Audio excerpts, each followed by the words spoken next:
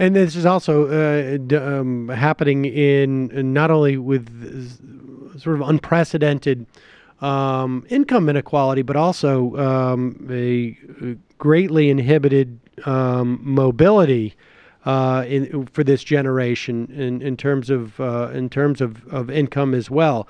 And so, I mean, so you've got these parents who are aware of the stakes that. I mean, how do you square that circle that parents of, like, I guess, presumably my age.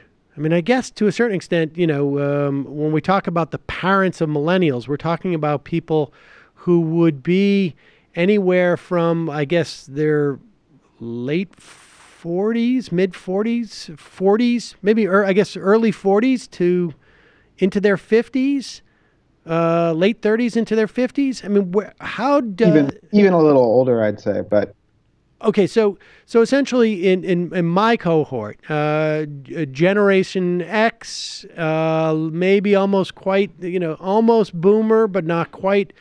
We, how does our generation have that sense? I mean, what are the indicators that we're getting that that's the case for our children that age?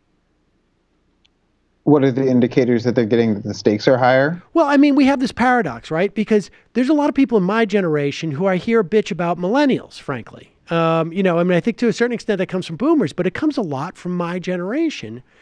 And yet, they were also at one point acutely aware of the challenges that that their kids were going to face, which is why they were pushing them so hard. Or were they simply just looking at or was there more of like a group think looking around saying like, holy cow, we got to get on the ball. Johnny's got to be doing multiple extracurriculars. It doesn't matter that he's in second grade. We're going to need this to build up curriculars that will follow this.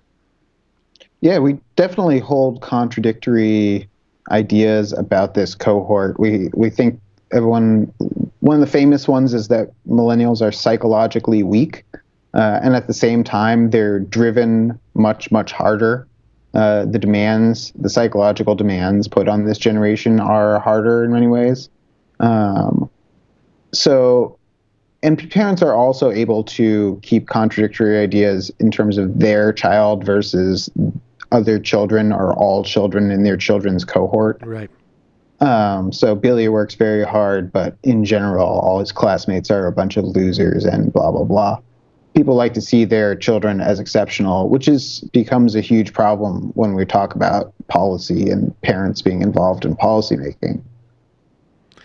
You refer to college admissions as a rating agency for kids. I mean, take us through education for that millennial generation and other sort of benchmarks because we're not talking about developing a holistic, right? It's not really a holistic education. It is really it's data points that I think you referred to them as investment vehicles. Students of that generation.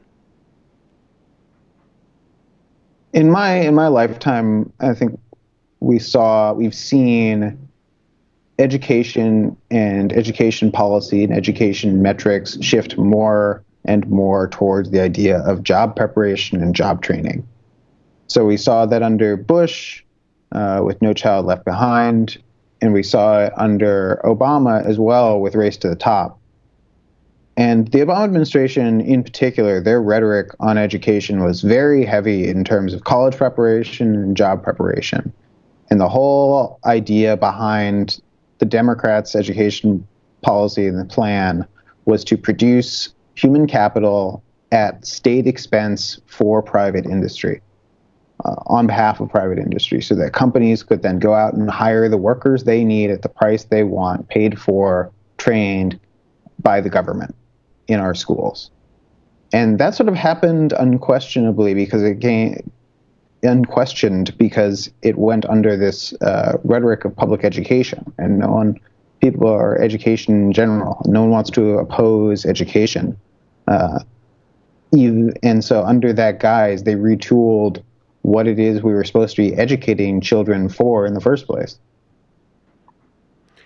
I mean, it's fascinating when you put it that way because it's certainly one begins to understand the motivations, even if they are not sort of fully frontal in their own consciousness of so-called school reformers in the school reform movement, is because they are judging the quality of education simply as a function about how hireable it will make these outputs, essentially.